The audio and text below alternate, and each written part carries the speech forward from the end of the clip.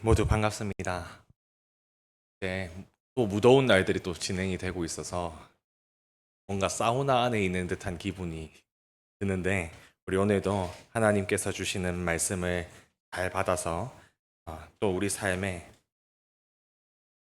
그 말씀이 힘있게 역사하도록 소망하는 마음으로 우리 하나님께서 주시는 말씀을 받아봤으면 좋겠습니다. 저희 오늘은 아모스서 3장 1절부터 15절까지의 말씀입니다. 아모스 3장 1절부터 15절까지의 말씀.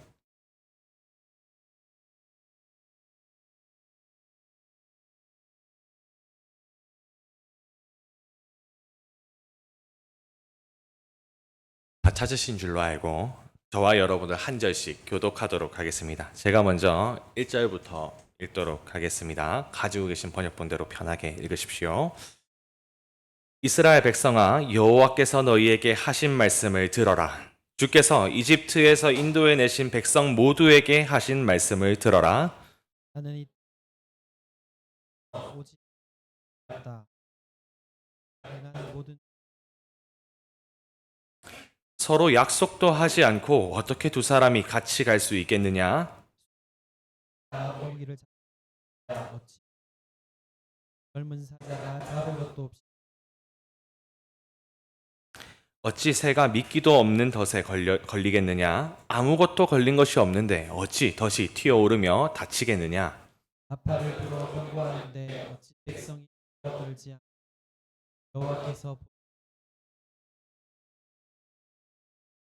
주 여호와께서 일을 하실 때는 반드시 그 종인 예언자들에게 미리 알려주신다. 사자가 부르짖는 누가 두려워하지 않겠느냐. 여호와께서 말씀하시고 예언하지 않고 아스돗의 요새들과 이집트 땅의 요새들에게 이렇게 전하여라. 사마리아의 산으로 와서 저 큰 혼란을 보아라. 백성이 다른 백성을 해치는 저 모습을 보아라. 이 백성은 올바른 일을 할 여호와의 말씀이다. 그들의 요새는 때로 빼앗은 보물로 가득. 그러므로 주 여호와께서 이렇게 말씀하셨다. 적군이 이 땅을 차지할 것이다. 요새들을 무너뜨리고 그 안에 감추어둔 보물을 빼앗아 갈 것이다. 여호와께서 말씀하셨다. 목자가 사자 입에서 자기 뼈나 조각을 구해내는 것처럼 사마리아에 살고 있던 이스라엘 백성도 그때의 모서리나 부러진 의자의 조각처럼 몇몇 사람만이 피할 수 있습니다. 너희는 들어라. 너희는 야곱의 집에 증언하라. 만군의 하나님 주 여호와의 말씀이다. 이스라엘 백성이 죄를 지었으므로 그들을 심판할 것이며 이스라엘 베델 제단도 무너뜨리겠다. 제단 뿔을 꺾어 땅 다 같이 읽을까요? 내가 겨울 별장과 여름 별장을 부수겠다. 상하로 장식한 집을 무너뜨리겠다. 큰 집들이 허물어질 것이다. 여호와의 말씀이다. 아멘. 저희 마태복음 5장부터 7장까지의 말씀은 주님께서 베푸신 산상수훈이죠. 하늘나라 백성들이 어떤 가치관과 기준을 가지고 살아가야 하는지에 대해서 교훈해 주는 말씀입니다. 그 중에 마태복음 7장 24절 이후에는 주님께서 이러한 상황을 가정하세요. 세차게 내리는 비, 범람하는 물, 거센 바람이 치는 그 폭풍 같은 상황 가운데 반석 위에 집을 지어서 무너짐을 피하라고 경고하신 내용이 나옵니다. 말씀을 듣고 행한다면 그와 같은 폭풍이 들이닥칠지라도 반석 위에 지은 집같이 안전할 것입니다. 하지만 듣고 행하지 않는다면 모래 위에 집을 짓는 사람 같아서 비가 내리고 창수가 나며 바람이 불어 집에 부딪힐 때에 무너짐이 심할 것이다 라고 말씀하셨어요. 그런데 이게 단순히 비를 피하는 내용, 폭풍우가 오면은 이렇게 하면 되는구나 라고 하는 처신을 가르치는 내용이기보다 앞선 문맥을 보니까 하나님 뜻대로 행하는 자라야 하늘나라에 들어갈 것이다 라고 하신 명확한 말씀을 보아하니 문맥에 따라서는 이게 누가 천국에 들어갈 것인가, 천국에 들어가는 하늘나라 백성들은 어떻게 살아가야 하는지에 대해서 교훈한 엄중한 말씀이다 라고 해석을 할 수가 있습니다. 결국 천국 백성이 가져야 하는 바르고 건전한 믿음, 듣기만 하는 것이 아니죠. 주여 주여 하는 것도 아닙니다. 선지자 노릇을 한다고 천국 백성이라고 이야기할 수도 없을 것 같아요. 주의 이름으로 귀신을 쫓아내거나 권능을 행하는 것이 아니라 하나님의 뜻을 따라서 사는 것, 사는 삶. 이것이 참된 믿음이요 경건이다라고 말할 수 있을 겁니다. 우리가 지금 살펴보고 있는 아모스서, 하나님의 심판을 주로 다루고 있는 성경이에요. 마태복음 7장의 내용들을 조금 빌려오면은 주님께서 경고하셨던 무너짐에 대한 말씀입니다. 무너질 거다. 무너질 거다. 강력하게 경고하고 있는 말씀이에요. 이 말씀을 듣고 있는 북이스라엘은 여로보암 2세 치하의 가장 넓은 영토, 경제적으로도 풍요로운 때를 지나고 있었습니다. 이들은 하나님에 대한 절기와 제사도 아모스서 5장 21절을 보니까 지키고 있었던 것 같아요. 8장 5절을 보니까요, 안식일과 월삭도 드리는, 하나님을 뭔가 예배하는 삶이다라고 평가할 수 있을 만한 외적인 모양들은 갖췄던 것 같습니다. 모든 지표가 나라가 안녕하고 그리고 평안하다는 것을 지지해주고 있는 것 같은데, 아모스서 1장 1절 어떻게 시작했는지 기억이 나십니까? 하나님께서 시온에서부터 사자처럼 으르렁거리고 계셨어요. 모든 지표가 다 안녕하고 다 지금 잘 살고 있다라고 할 만한 그 북이스라엘에 하나님께서는 왜인지, 도대체 무슨 일인지 사자처럼 포효하고 계십니다. 그 이유는 무엇입니까? 그 이유는 하나님의 말씀을 준행하지 않기 때문에, 하나님 말씀과 하나님 뜻에 따라서 사는 삶이 그들 가운데서 전혀 발견할 수가 없기 때문입니다. 하나님의 뜻에 순종하면서 살지 않으니까 겉은 그래 나라도 부강하고 배도 불러오고 하나님에 대한 예배도 드리는 것 같은데 그 속에서는 냄새가 나요. 사망의 냄새가 나고 탐욕의 냄새가 나고 사치, 착취, 형제들을 학대하는 잔인한 모습들을 통해 뭔가 겉모습과 다른 회칠한 무덤 같은 썩은 냄새가 난단 말입니다. 그래서 오늘 살펴본 본문은 그런 이스라엘에게 하나님께서 보내시는 소송문이에요. 너 유죄, 너 심판받을 것이다. 이를 반면교사를 우리는 삼아서 우리의 믿음 생활이 지금 어떠한지를 점검해 보려고 합니다. 그리고 건강하고 우리 그리스도인으로서 합당한 신앙생활이 무엇인지 결론 지어 보고자 해요. 앞선 본문은 주변국들에 대한 심판이 선포가 짜르르륵 되었습니다. 시온에서부터 사자와 같이 포효하는 하나님께서 이스라엘과 예루살렘을 넘어서 공의로 온 열방을 심판하시는 분이라는 것이 드러났죠.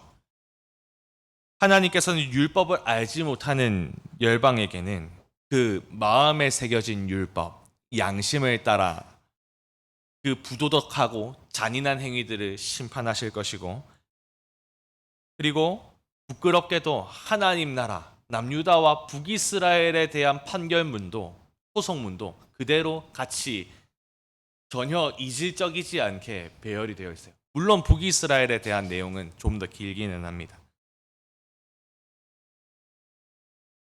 이 중에서도 압도적인 분량을 자랑하는 북이스라엘이 하나님께서 이 아모스 선지자를 통해서 말씀을 전하는 주요 목적이다라고 하는 것을 알 수가 있죠.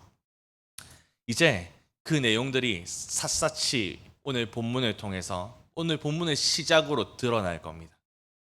들으라 라고 시작하는 3장, 4장, 5장의 내용을 통해서 계속 하나님께서는 북이스라엘 안에 있는 거짓된 믿음에 대해서 파헤치고 고발하고 밝히 드러내실 거예요.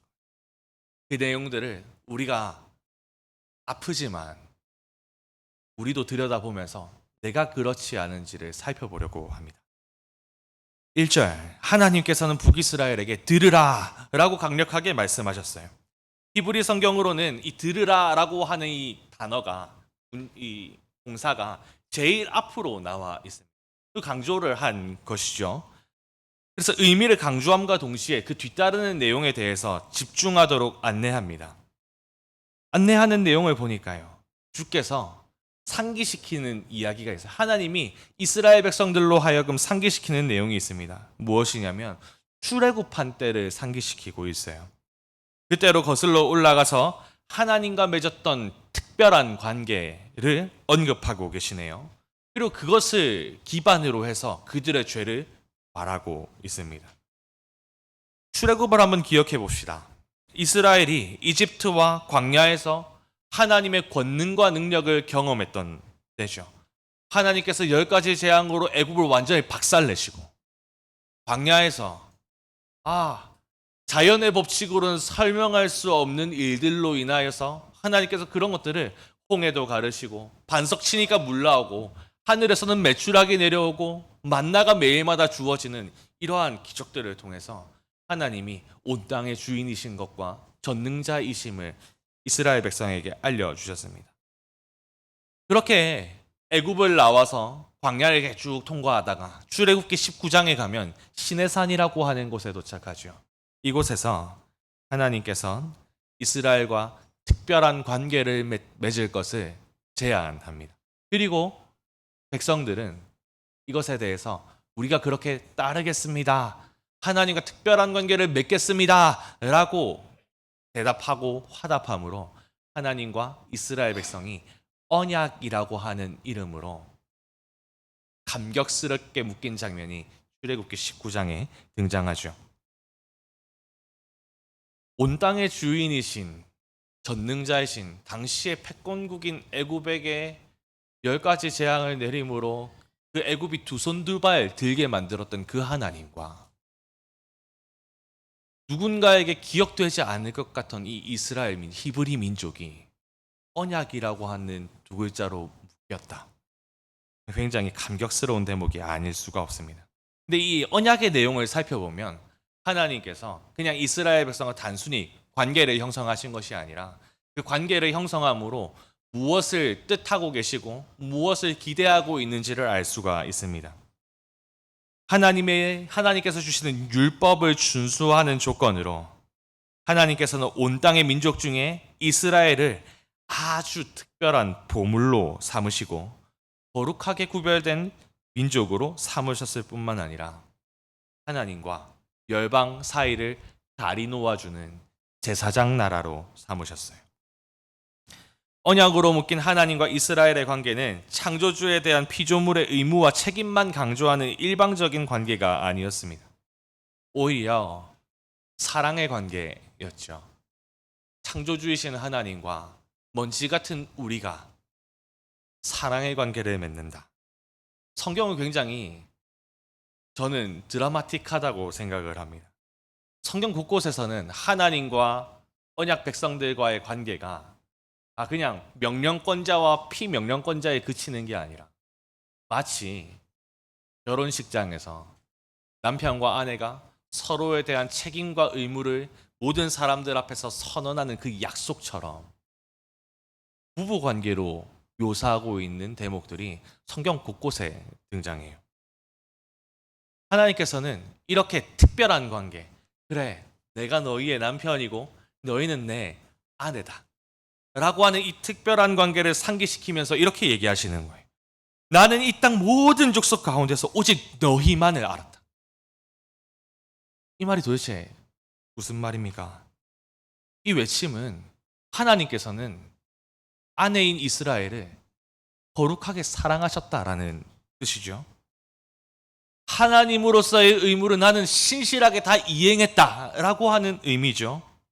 근데 동시에 북이스라엘의 하나님을 향한 신실하지 않음과 거룩히 하나님만 사랑하는 게 아니라 다른 우상들도 겸하여 사랑하고 하나님을 만홀히 여기고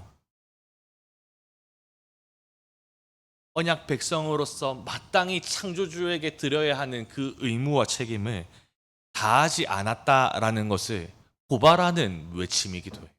나는 너희만을 알았는데, 나는 온 민족 가운데서 너희만을 알았는데, 근데 너희는 왜 그에 합당한 모습이지? 라고 책망하는 대목이 아닐 수가 없어요. 이제 하나님께서는 언약의 한쪽 편에서 그러므로 내가 너희가 행한 모든 죄대로 너희를 심판하겠다. 너희가 지었던 죄의 값을 난 너희에게 물을 것이다. 라고 강력하게 무섭게 경고하세요. 하나님께서 공의로 모든 민족을 심판하시죠. 그중 이스라엘은 율법을 기준으로 해서 심판하십니다. 이스라엘은 우리가 성경을 통해서 알 수 있는 것처럼 하나님의 특별한 은혜를 받아 누리던 특별한 아주 복받은 민족이었어요. 그런데 하나님의 이러한 경고들을 듣다 보면은 우리가 하나님께 특별한 은혜를 받은 게 맞는데 그 뒤에도 무언가가 있다라는 걸 알 수가 있죠. 하나님의 은혜에는 책임이 따르는구나. 하나님께 다함없는 사랑과 그 은혜를 경험한 사람들에게는 그냥 그걸로 끝이 아니라 그 이후에 구원받고 하나님과 연합한 사람으로 어떻게 살아가야 하는지에 대한 내용들도 포함된다라는 것. 은혜에는 책임이 따라요. 이에 대해서 누가복음 12장 47절부터 48절은 이렇게 아예 대놓고 이야기를 합니다. 주인의 뜻을 알고도 그대로 행하지 않은 종은 더 많이 맞고 알지 못하고 맞을 일을 행한 종은 적게 맞을 것이다. 하나님의 은혜와 사랑을 받아 누리는 하나님의 백성들에게는 사명과 그에 맞는 책임이 뒤따른다라고 하는 것을 알 수가 있죠. 이어지는 3절부터 8절은요. 이스라엘을 향해 쏟아내는 하나님의 질문들이 열거가 되어 있습니다.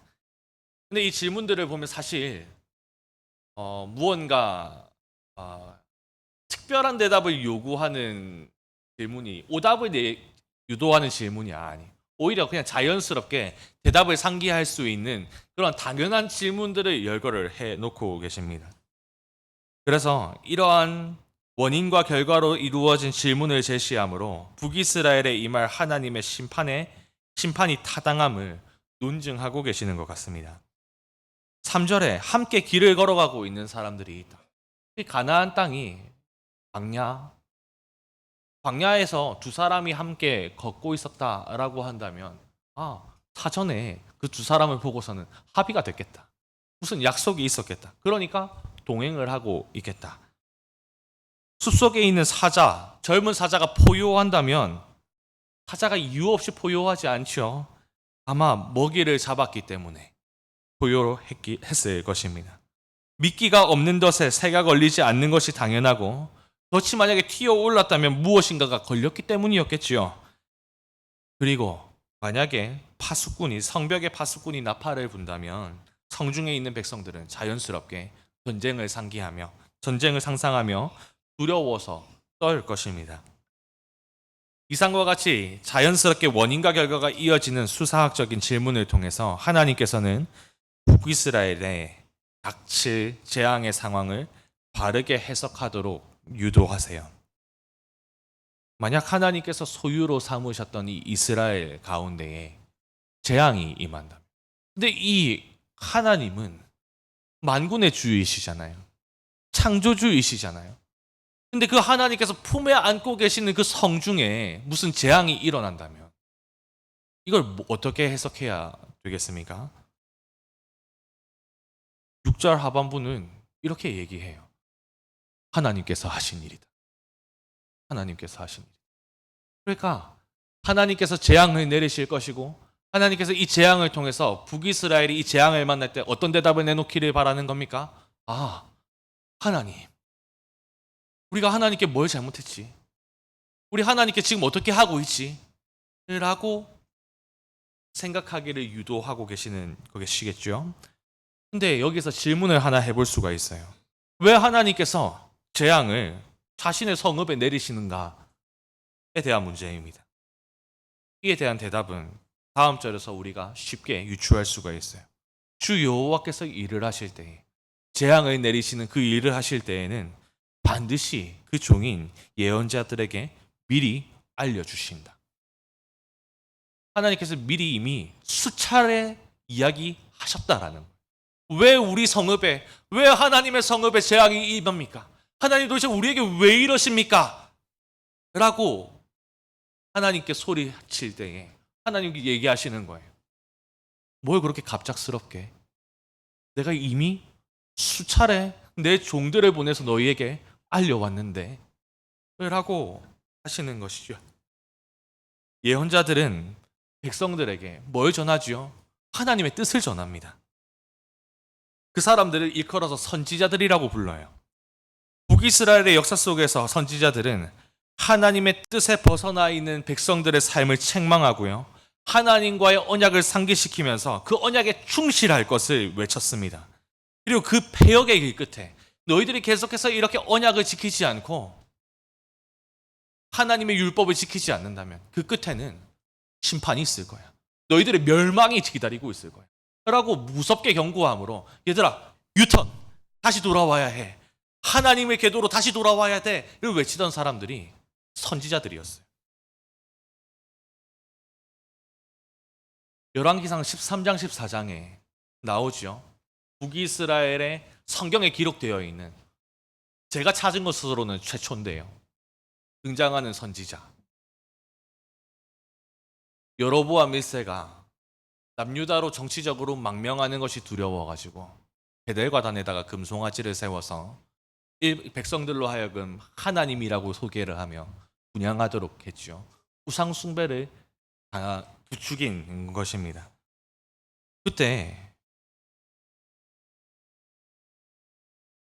여로보암의 죄를 책망하고 멸망을 선언하던 아히야, 그리고 유다에서 온 하나님의 사람, 이름이 적혀져 있지 않은 하나님의 사람이 와서 그것에 대해서 책망하고 심판이 임할 것을 예언했었어요. 그리고 우리가 지금 열왕기 강해를 통해서 계속해서 듣고 있는 그 아합 가문, 그리고 거기서 활동하고 있던 선지자 엘리야와 엘리사도 계속해서 아합의 죄에 대해서, 아합이 부추기고 있는, 그리고 그에 동조하고 있는 북이스라엘을 향해서 심판의 말을 아끼지 않지요. 북이스라엘의 역사 속에는 이미 하나님의 뜻을 전하는 선지자가 계속해서 파견되었어요. 그래서 그렇게 우상 숭배를 하고 있는 북이스라엘과 그것을 종용하고 있는 지도자들에게 심판을 계속 예언을 했다고요. 하나님께서 선지자를 보내시면서 미리 심판을 알리시고 경고하는 이유가 무엇입니까? 수차례 파견되었던 그 선지자들, 근데 이 선지자들이 환영을 받았던 게 아니잖아요. 환영을 받았던 게 아니잖아요. 하나님의 사람에게, 자신이 아끼는 그 사람에게 누구야 이스라엘 가가지고 말씀 좀 전해라. 그래서 네가 미움을 당할 수도 있고 맞을 수도 있고 목이 달아날 수도 있는데 근데 꼭 전해야 되겠다 라고 하는 이 마음은 도대체 무슨 마음일까요? 북이스라엘이 회개하기를 원하시는 마음. 더 나아가서 이 북이스라엘과 언약으로 묶여있는 이 관계를 지속하기를 원하시는 하나님의 사랑 때문입니다. 왜 이렇게 하나님의 심판의 말씀이 무섭습니까? 라고 물어본다면 이렇게 대답할 수 있을 것 같아요. 하나님의 지독한 사랑 때문입니다. 자기 백성을 포기하지 않는 하나님의 지독한 사랑 때문이에요. 아마 이 말씀을 전하고 있는 선지자 아모스가 고향 땅을 떠나서 북이스라엘에 와서 미움과 박해를 각오하고도 자신이 누리던 것들을 포기하고도 지금 담대하게 심판을 선언하고 있는 이유도 이 하나님의 마음이 그 선지자 아모스 마음 가운데 있었기 때문이었겠지요.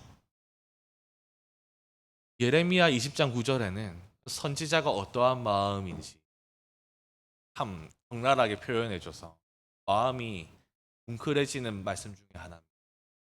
전하지 않고는 견딜 수 없는 뜨거운 마음. 그 뜨거운 마음은 사람에게서 생긴 게 아니죠.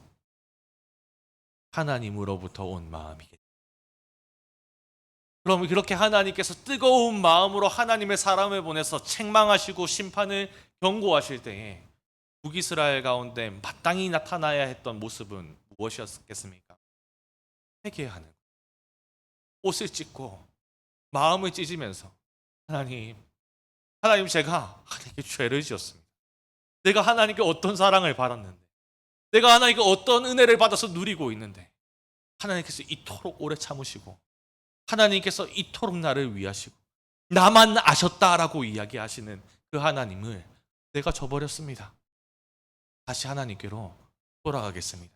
이게 합당하고 마땅한 반응 아니겠어요? 이상의 내용들을 통해서 우리는 심판에 전하시는 하나님의 말씀, 심판의 말씀에 전하는 하나님의 마음을 세어볼 수가 있어요. 책망과 심판, 그리고 경고는 하나님의 뜨거운 사랑이자 양을 아끼는 목자의 목 놓아서 부르는 외침이고, 자녀가 멸망의 길로 가는 것을 가만히 두고 볼 수 없는 하늘 아버지의 절규에 가까워요.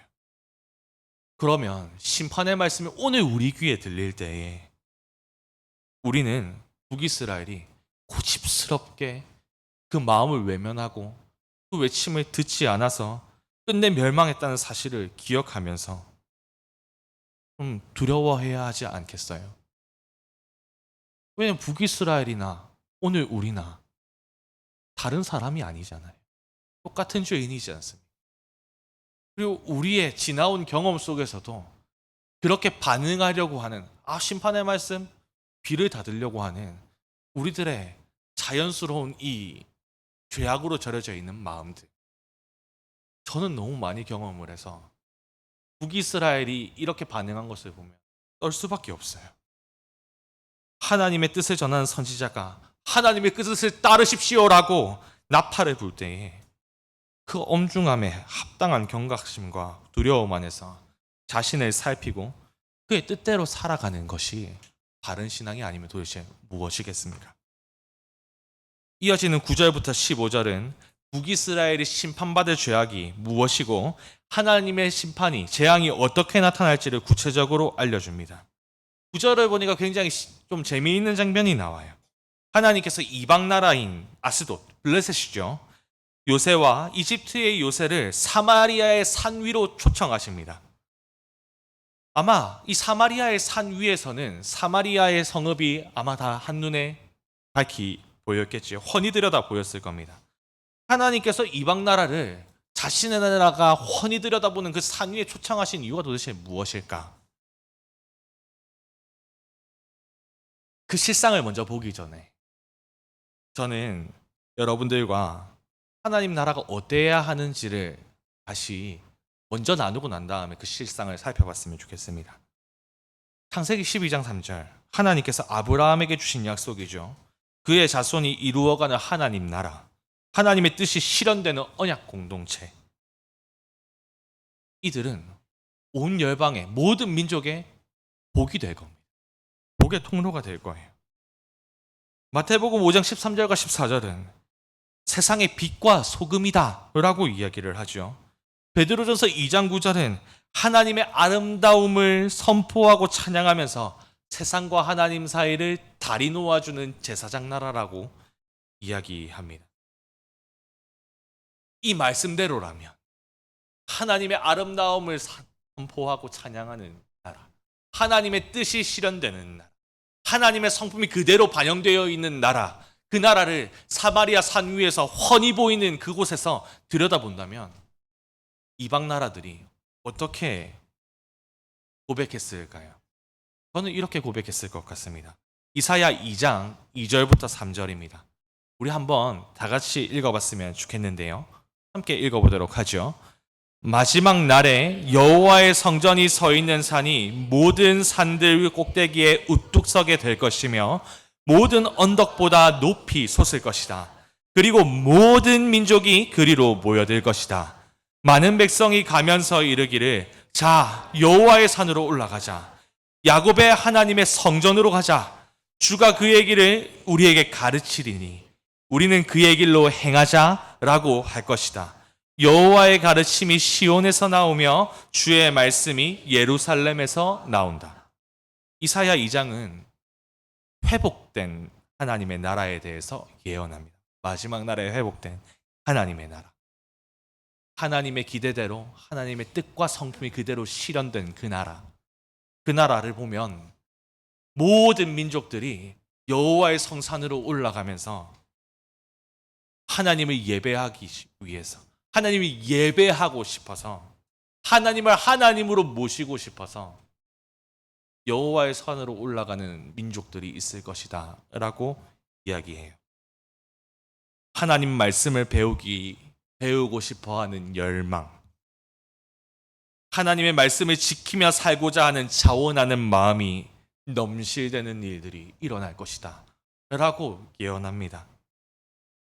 하나님의 거룩함과 아름다움과 그 사랑과 정의와 공평과 긍휼, 인애, 자비가 실현되는 그 나라를 비춰내는 거울, 하나님의 나라를 통해서 말이죠.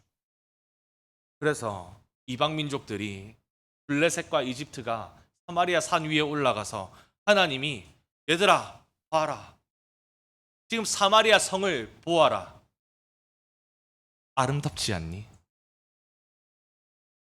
너희도 나를 섬기고 싶지 않니?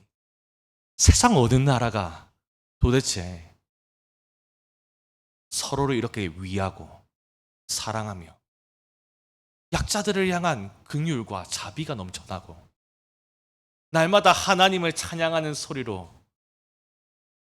가득하단 말이냐 라고 하나님이 소개해야 될 것 같은 대목이에요. 그런데 아모스가 전하고 있는 말씀은 정반대입니다. 안타깝죠? 충격적입니다. 하나님께서 산 위로 이방 나라를 초대해서 보여주고자 하는 모습은 선하거나 아름다운 모습이 아니에요.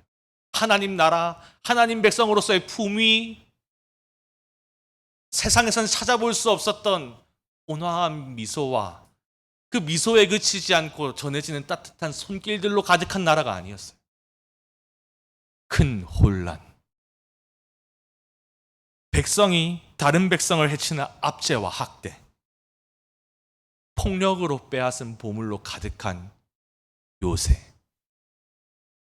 이것들을 보여주기 위해서 사마리아 성 산 위에 이방 나라들을 초대해서 봐라, 봐라, 내 나라를 보아라 라고 이야기하고 계세요. 근데 이렇게 하고 있는 모습을 조금 상상해 보면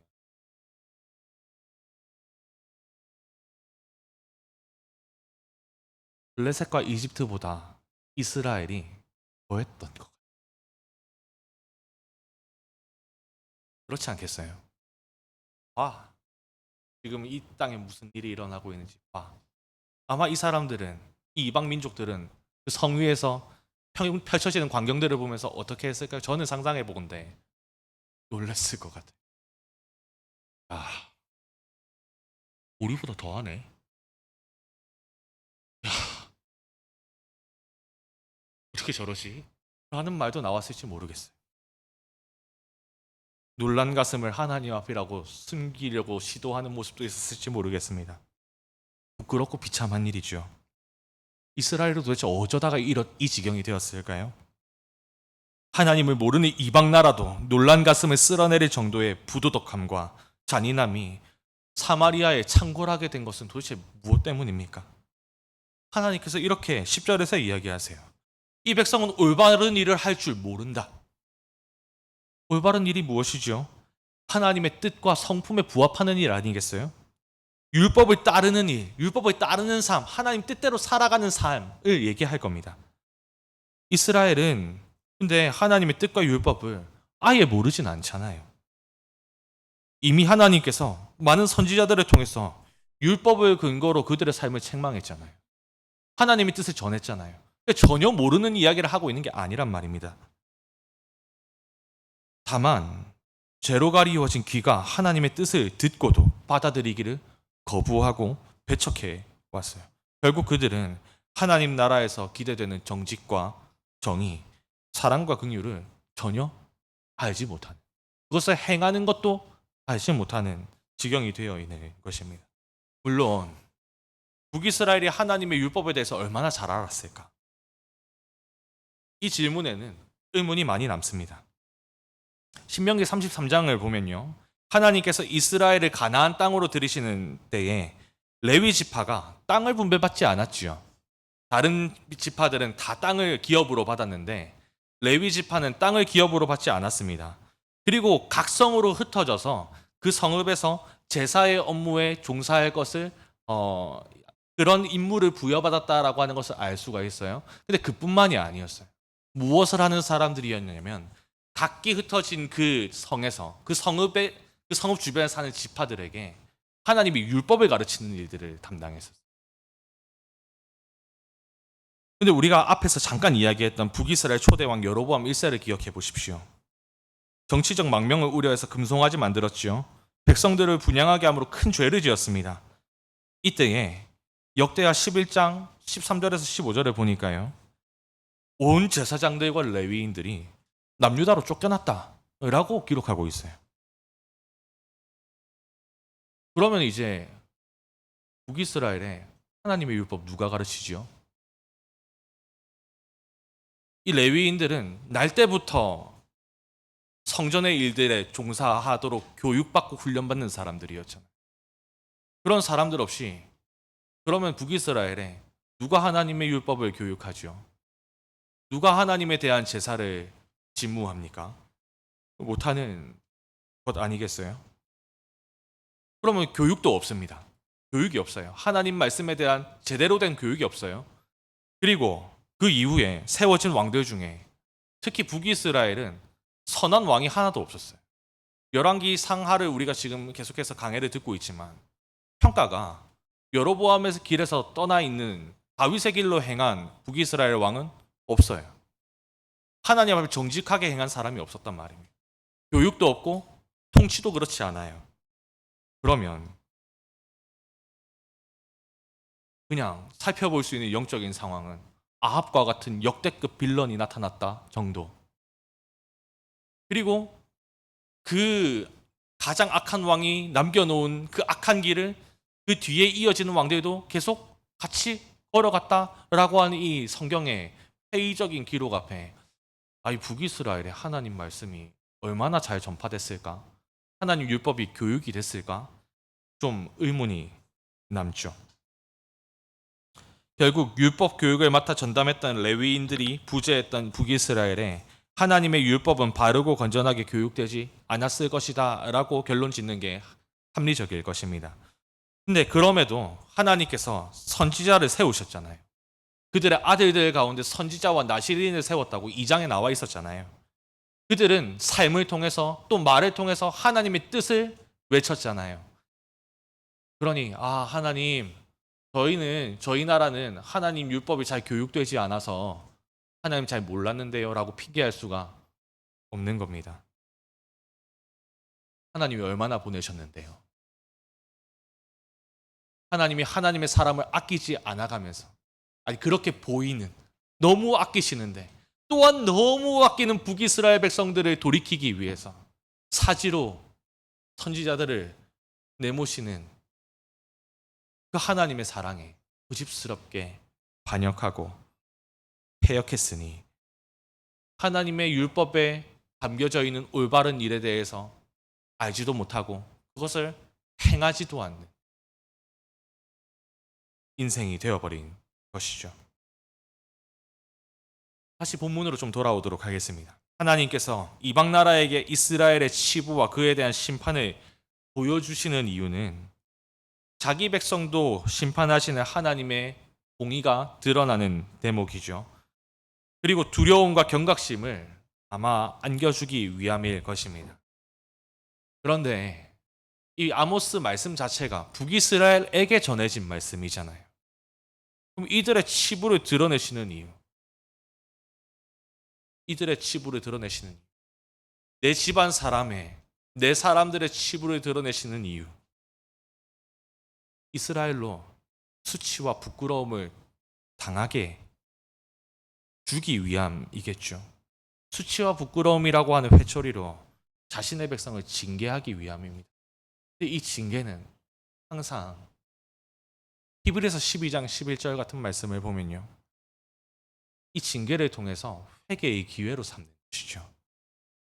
그리고 이 회개 끝에 뭐가 있을까요? 징계 끝에 평강의 열매를 안겨주기 위해서 이들에게 부러워하도록 그들의 수치를 숨겨주시거나 덮어주시지 않고 드러내버리시는 것입니다.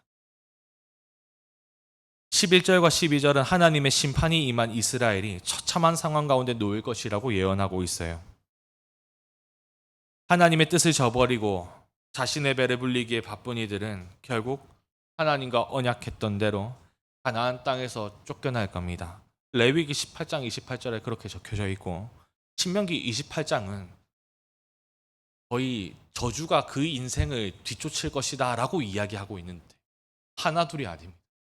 언약대로 약속대로 그들에게는 재앙이 임할 거예요. 40여 년 후에 아모스가 활동하고 40여 년 후에 실제로 아수르에 의해서 사마리아의 성이 함락되고 백성들은 아수르로 붙잡혀가서 하나님의 경고가 이루어졌다라고 하는 사실을 우리가 알 수가 있죠. 또한 자신이 이제까지 자신의 힘으로 빼앗았던 보물들, 다른 이들에게 똑같은 방식으로 빼앗길 것입니다. 가해자였던 그들, 누군가에게 가해자였던 그들은 또 피해자가 될 거예요. 피해자의 절망을 그대로 몸소 겪게 될 것이다. 목자가 사자의 입에서 양을 구해내려고 안간힘을 써가지고 건져냈는데 뭐밖에 없습니까? 구다리와 귀 조각만 남. 자신의 침대와 의자도 모서리와 조각만 건지게 되는 참담한 상황 마주하게 될 것이다 라고 하나님이 무섭고 무겁게 이야기를 하세요. 13절 마지막으로 하나님께서는 만군의 여호와의 이름으로 사마리아 산에서 이스라엘의 죄악상의 목격자로 불렸던 열방을 다시 한 번 더 부릅니다. 그리고 야곱의 집에 하나님의 심판을 증언하라고 말씀해요. 참 제가 아모스서를 계속 강해를 하고 있지만 증언하라, 전하라, 그리고 하나님 소리 지르시고 이 대목이 너무너무 많이 나와요. 이제는 목격자들도 데려다가 얘들아 야곱의 집에다가 너희 심판받을 거라고 전해라. 그 귀에 제발 좀 들리게 해라. 라고 하는 이 하나님의 말씀이 조금 세어지기 시작하니까 마음이 너무 먹먹한 거 있죠. 얼마나 듣지 않았을까? 하나님 얼마나 이 마음에 닿게 이 심판의 소리가 징계의 회초리로 사용되어서 북이스라엘을 다시 그 품에 안고 싶어 하실까? 베델의 제단이 무너질 거랍니다. 그리고 그 제단의 뿔도 떨어질 것이다 라고 얘기하세요. 베델은 계속 나오죠. 여로보암 1세 그 사람이 금송아지 지으면서 백성들로 분향하게 했던 군대 중에 한 군대입니다. 아마 비록 이 베델의 제단에서 드려졌던 것이 하나님을 예배한 것이다 라고 얘기할 수가 없지만 근데 이들은 뭐라고 생각했을까요? 이들은 하나님께 예배 드린다라고 생각했을 것 같아요.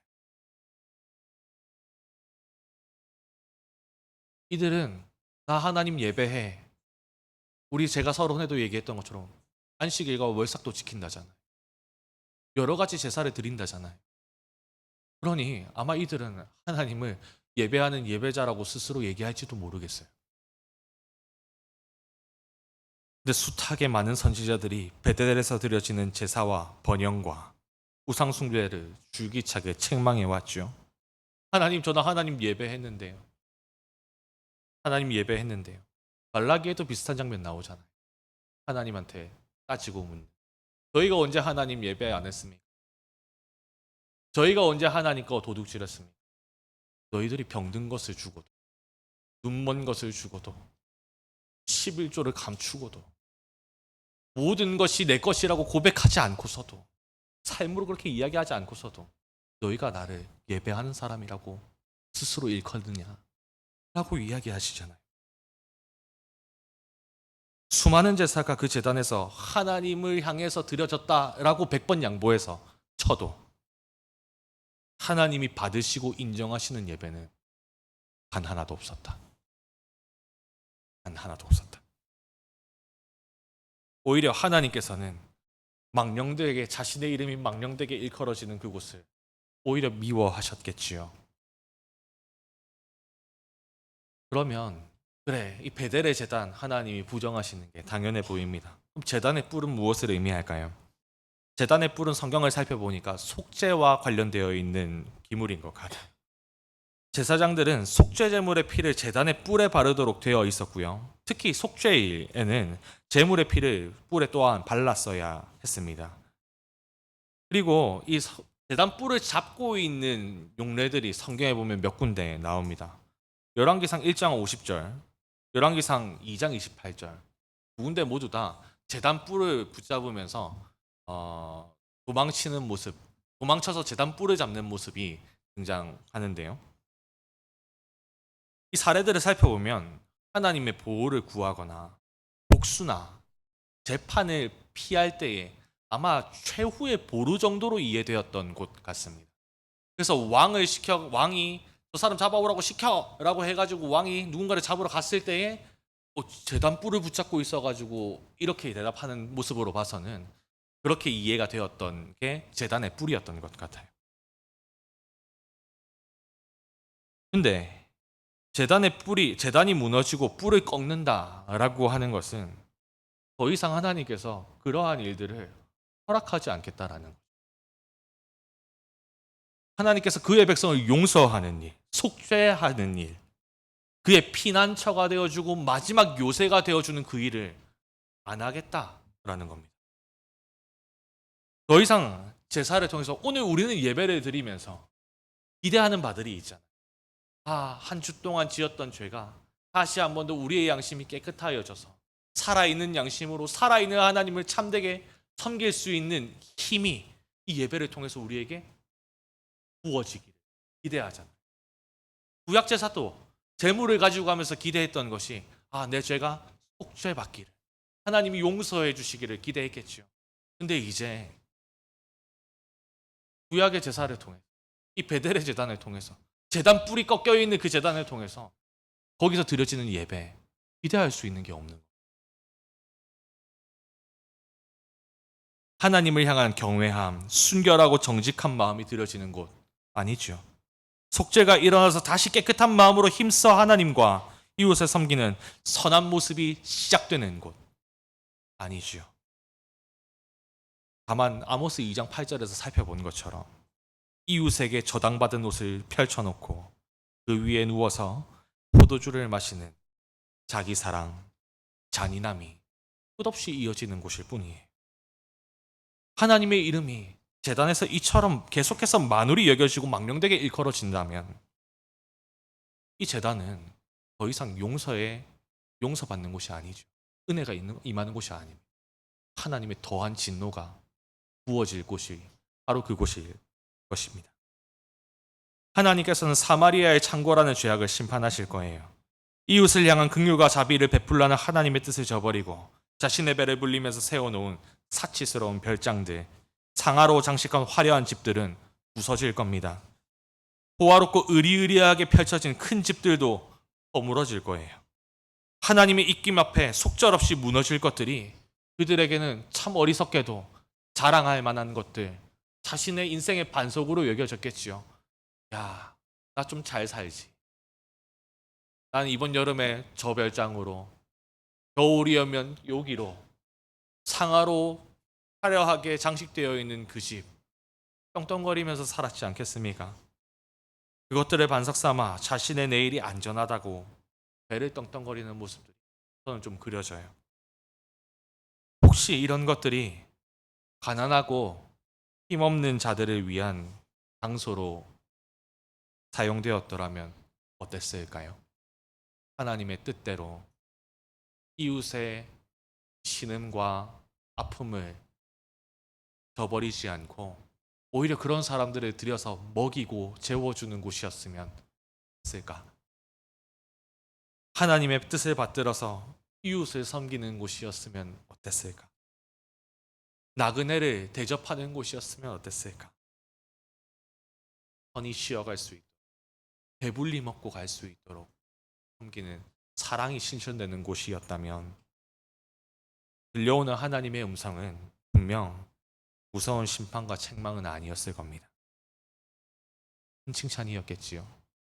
이러한 아쉬움들이 북이스라엘을 보면은 참 많이 남습니다. 이제 말씀을 정리하려고 합니다. 살펴본 내용처럼 북이스라엘은 하나님의 심판 앞에 서 있어요.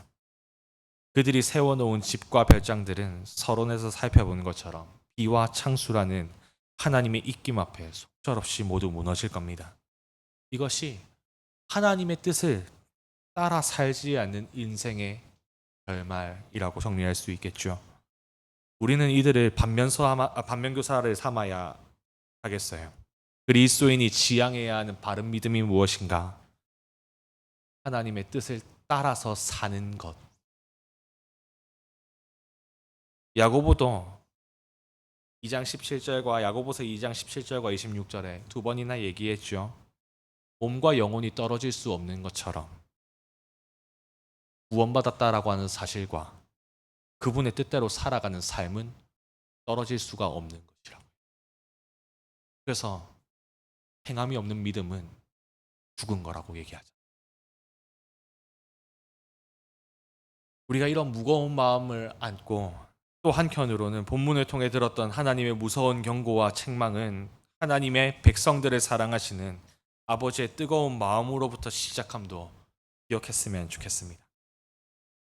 라오디게아 교회를 책망하면서 토하여 버리겠다라고 무섭게 경고하셨던 주님께서 회개를 강력하게 요청하죠. 근데 그 말씀 뒤에는 함께 먹고 마시는 관계를 회복하길 원하시는 하나님의 마음이 드러나요. 그러니까 징계, 책망, 심판의 선언이 끝이 아닌 겁니다. 그냥 망했으면 좋겠어 너희들이 를 이야기해주고 싶어하는 게 아니라는 것이죠. 요한계시록 3장 19절에서 20절 한번 읽어보았으면 좋겠습니다. 다 같이 한번 읽어보도록 하죠. 나는 내가 사랑하는 자일수록 가르치고 벌할 것이다. 옳은 일을 하기에 힘쓰며 마음으로 회개하고 바르게 행동하여라. 보아라, 내가 문 앞에 서서 이렇게 두드리고 있다. 만일 누구든지 내 음성을 듣고 문을 열면 내가 그에게로 들어가 그와 함께 먹고 그도 나와 함께 먹을 것이다. 문 앞에 선 주님께서는 영적인 나태함과 안일함을 깨우시기 위해 문을 두드리고 계세요. 저는 청년일 때에 이 말씀을 암송하면서 문을 두드리시는 하나님, 내 마음 문을 두드리시는 하나님 했을 때에 상상을 하기로 마치 겨울왕국에 나오는 것처럼 이렇게 두드리시는, 하나님 참 온화한 분이시구나 이렇게 생각을 했던 게 기억이 납니다. 그런데 맥락을 보니까 하나님이 이렇게 두드렸을 리가 없어요. 하고 두드렸겠죠. 그 안에서 하나님이 문 앞에 서서 기다리고 있는 것도 모른 채 영적인 잠을 자고 있는, 영적인 나태함에 안일함에 마비되어 있는, 귀가 어두워져 있는, 앞이 보이지 않는 교회가 깼으면 좋겠어요. 이 소리가, 이 불타는 마음이 교회에 닿았으면 좋겠어서. 그래서 하나님이 세차게 문을 두드리. 그 소리가 우리의 영혼에 들리고 주님을 다시 모시고 더불어 사귀는 삶이 건강한 신자의 삶이다라고 정리할 수가 있을 겁니다. 하나님의 우리를 향한 뜨거운 마음을 기억하면서 심판의 말씀 앞에서 겸손하게 우리의 삶을 비춰보기를 소망합니다. 우리가 교회를 다니고 있다는 것에만 안주하지 않았으면 해요. 당연히 살펴야겠지요. 삶 속에서 하나님의 뜻을 행하는 것으로 이어지고 있는가? 내가 신자다. 내가 하나님의 백성이다. 나는 하나님의 다함 없는 은혜로 구원을 받았다. 라고 고백한다면 이 고백이 우리의 삶 구석구석 어떤 영향을 미치고 있는지 살펴야겠죠. 하나님의 풍성한 은혜에 대해서 알고 누립니다 라고 이야기한다면 그 은혜가 이끄는 성도다운 삶, 그 은혜가 짐지우고 부탁하고 격려하는 사명의 삶을 감당하고 있는지 살펴야 할 것입니다. 하나님의 경고의 말씀, 책망하는 말씀이 우리 안에 두려움과 경각심을 가지게 한다면 그 마음을 소중하게 간직할 수 있는 우리가 되었으면 좋겠습니다. 저는 심판의 말씀이 너무 힘들어요. 너무 힘듭니다. 책망하시는 말씀이 너무너무 힘들어요. 하나님, 굳이 내가 이 말씀을 끌어안아야 합니까? 나 그냥 잘하고 있는 것 같은데. 누구도 뭐라고 나에게 하지 않고. 나 매일마다의 하나님에 대한 의무들 어느 정도 감당하고 있고. 하나님, 괜찮지 않습니까? 굳이 이 엄중한 말씀을 나한테 하는 말씀이다 라고 받아서 스트레스를 받을 이유가, 하나님 그렇게 스트레스에 찌들어 있는 삶을 하나님이 원하신 게 아니잖아요 라고 저는 불경하게도 고백할 때, 칭얼거릴 때가 있습니다. 근데 하나님께서는 계속 이런 무거움들을 저에게 안 이어다 주세요. 그냥 네가 안아라. 이 무거운 심판의 말씀을 안아라.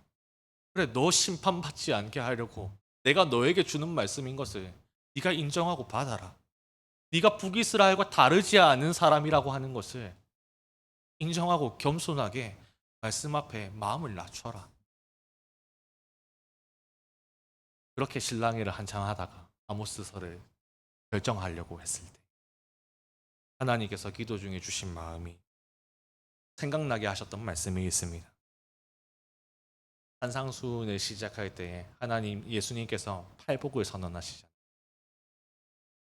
죄인임을 알아서 그 영혼이 가난한 자는 복이 있다 라고 얘기하시잖아요. 그냥 하나님 때문에 좀 평안하고 안녕한 삶도 분명히 하나님의 복으로 말미암은 평안과 안녕이기를 소망하지만 이야기하시잖아요. 내가 죄인인 걸 알아서 하나님 앞에 얼굴을 들 수 없는 죄인인 걸 알아서 내가 무엇으로 하나님 앞에 나아가지? 라고 떠는 사람, 복이 있다잖아요. 천국이 그들의 것이라고 하잖아요.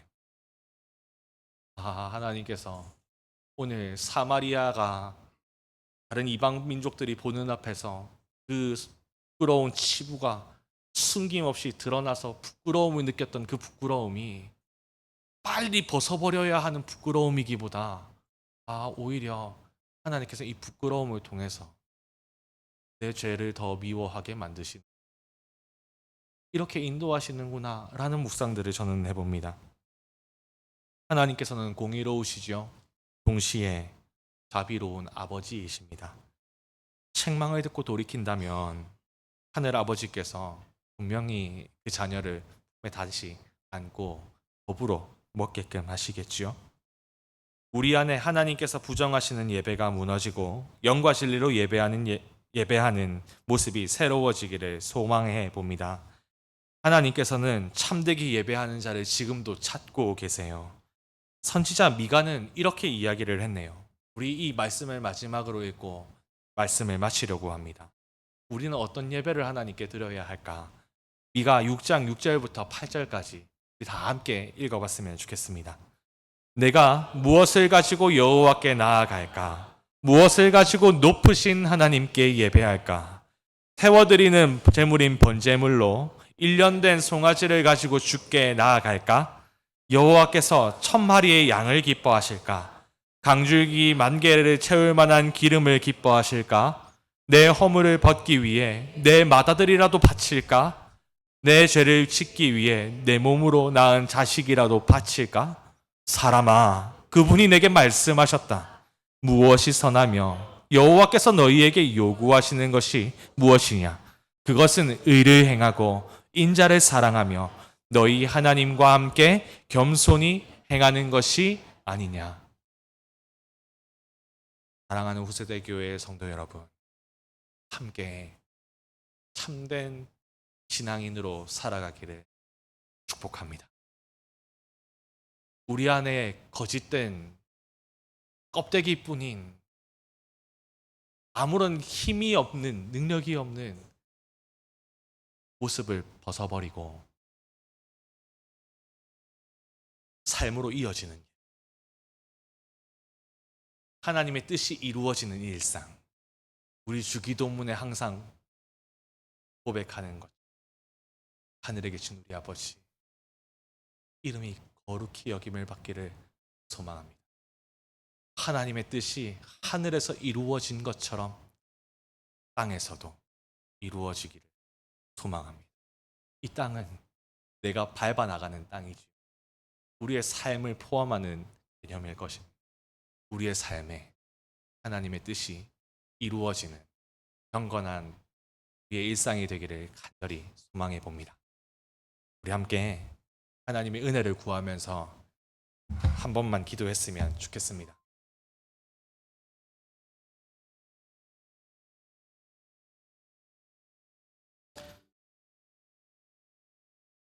함께 기도할 때요, 저는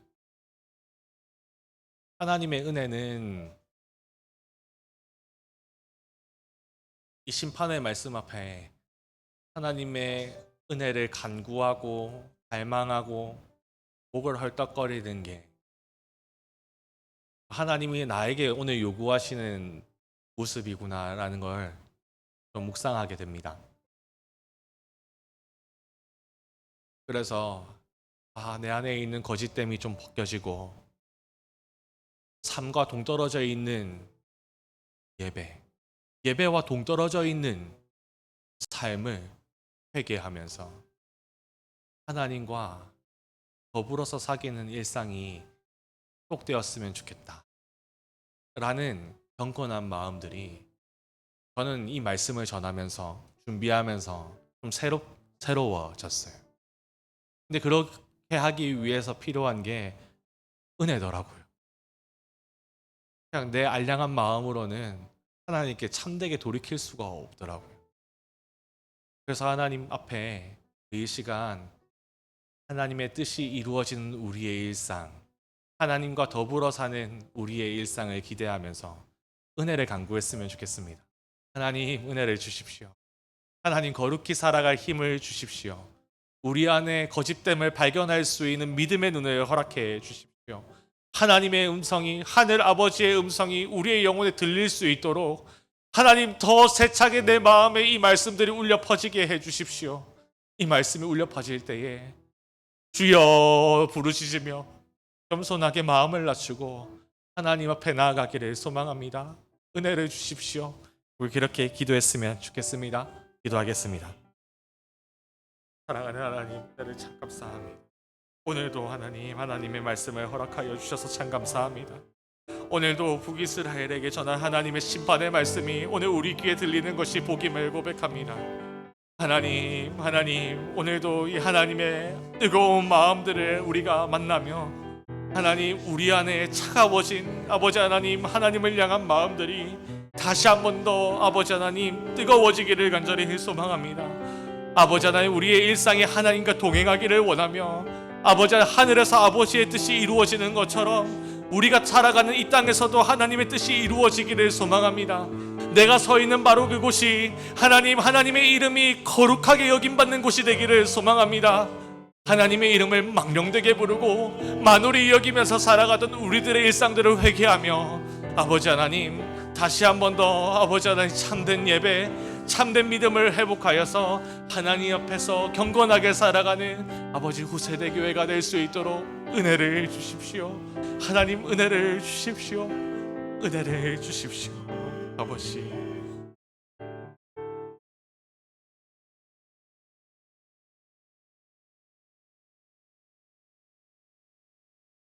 이 모든 말씀 우리 주 예수 그리스도의 이름으로 다 함께 기도했습니다. 아멘.